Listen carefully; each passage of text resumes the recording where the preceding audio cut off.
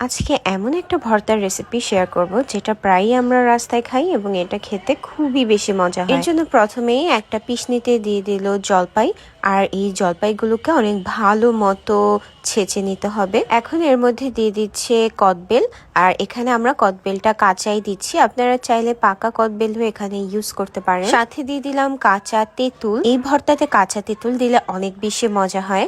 আপনাদের কাছে যদি কাঁচা আমড়া থাকে সেটাও এখানে অ্যাড করতে পারেন। এই সবকিছু একটু ভালো মতো সময় নিয়ে ছেঁচে নিয়ে তারপর দিয়ে দিতে হবে পাকা তেঁতুল। পাকা তেঁতুলটাও কিন্তু অবশ্যই দিতে হবে।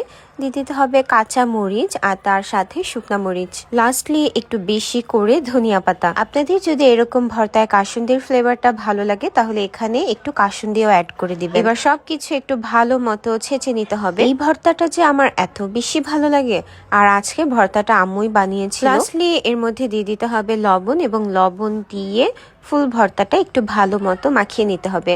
চাইলে এখানে বিট লবণও অ্যাড করতে পারেন। বাস তৈরি হয়ে গেল কাঁচা এই ভর্তাটা। এটা খেতে আসলেই অনেক মজা লাগে, একবার হলেও বাসায় ট্রাই করে দেখবেন।